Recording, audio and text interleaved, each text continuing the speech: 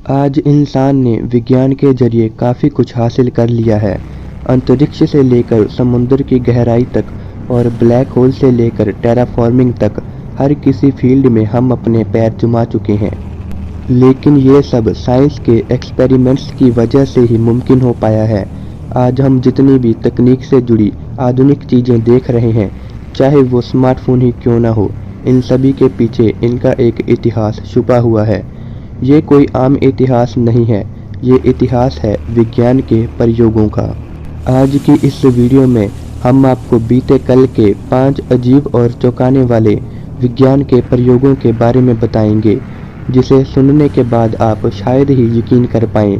लेकिन वीडियो शुरू करने से पहले एक छोटी सी गुजारिश है कि चैनल को सब्सक्राइब करके बेल आइकन को ऑल पे सेट कर लें, ताकि फ्यूचर वीडियोस की अपडेट आपको सबसे पहले मिले।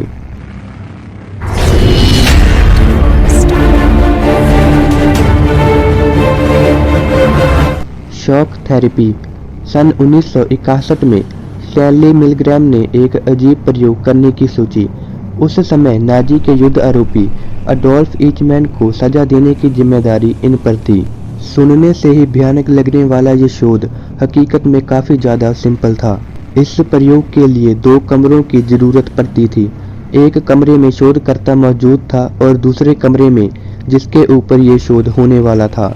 इस प्रयोग के शुरुआत में इंसान को एक निर्धारित मात्रा में इलेक्ट्रिक शॉक दिया जाता था, जो कि मुख्य रूप से 4 भागों में बटा हुआ था।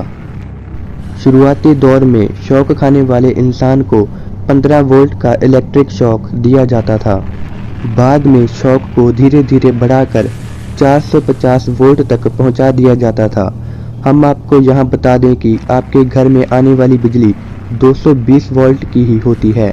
इतनी ज़्यादा बिजली किसी भी इंसान को दर्द में तड़पा कर मारने के लिए काफ़ी थी।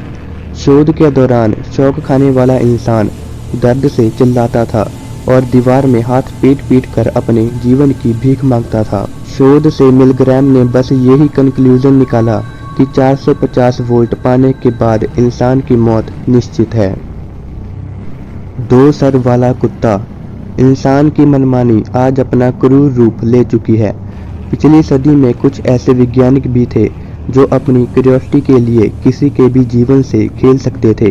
वैसे तो ये शोध जानकारी जुटाने के लिए किया गया था, लेकिन इसके लिए बहुत सारे बेजुबान जानवरों की कुर्बानी दी गई थी। एक रशियन वैज्ञानिक व्लादिमीर डेमिकोव ने इस तरह के अमानवीय शोधों की शुरुआत की थी। सन 1954 में उन्होंने एक जर्मन शेफर्ड कुत्ते के ऊपर एक छोटे से पिल्ले का सर सर्जरी के जरिए जोड़ दिया था। यूं तो उस समय इसको देखकर दुनिया भर के रिपोर्टर चौंक गए थे, लेकिन जीव वैज्ञानिक इसे बहुत क्रूर शोध के रूप में देखने लगे। मॉस्को से थोड़ी ही दूरी पर डेमिकोव ने इस कुत्ते को बनाया था। एक बार उसने इस 2 सर वाले कुत्ते को सबके सामने चलवाकर कटोरी में दूध पीने को दिया था। कटोरी को देखते ही कुत्ते के दोनों सर एक साथ झुककर दूध पीने लगे। इसमें कुत्ते का एक सर तो सही से दूध पी गया, लेकिन सर्जरी से जोड़े गए पिल्ले का सर दूध तो पी रहा था, पर धर नहीं होने के कारण दूध मुंह के रास्ते बाहर पीछे निकल जाता था। Stanford prison experiment. Philip Zimbardo एक बहुत बड़े मनोवैज्ञानिक थे। उन्होंने एक बार जेल में सजा काट रहे कैदियों के मन की स्थिति को समझना चाहा। जिम्बार्डो का एक ही मकसद था कि वो किसी भी तरह कैदियों के मन को पढ़ पाए।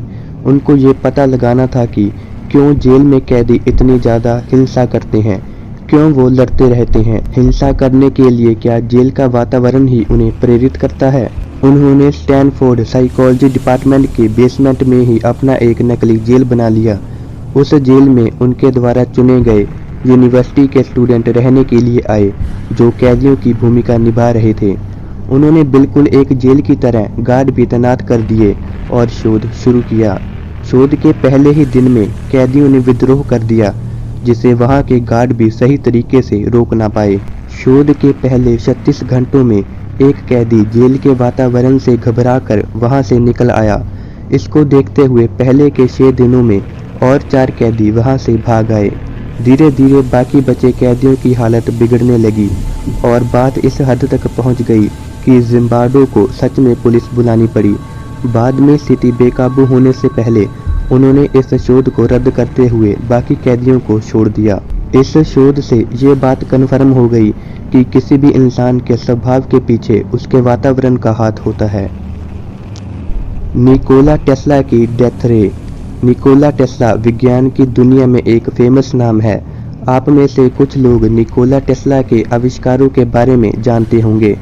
निकोला काफ़ी रहस्यमयी इंसान थे और जाहिर सी बात है उनका हर एक आविष्कार भी काफ़ी अनोखा था। आप सभी ने मिसाइल के बारे में तो सुना होगा जो काफ़ी तबाही मचा सकते हैं, लेकिन क्या आपने कभी ये सुना है कि एक इलेक्ट्रिक बीम की ताकत मिसाइल से कई गुना ज़्यादा होती है। 1934 में निकोला टेस्ला ने डेथ बीम के आविष्कार का दावा किया था। ये इलेक्ट्रिक बीम कई किलोमीटर दूर उड़ रहे दुश्मन के जहाज़ों को एक साथ मारने में सक्षम था। इसके अलावा उन्होंने ऐसी तकनीक का भी आविष्कार कर लेने का जिक्र किया था जो किसी भी देश को अनदेखी सुरक्षा कवच में ढक कर रख सकता था।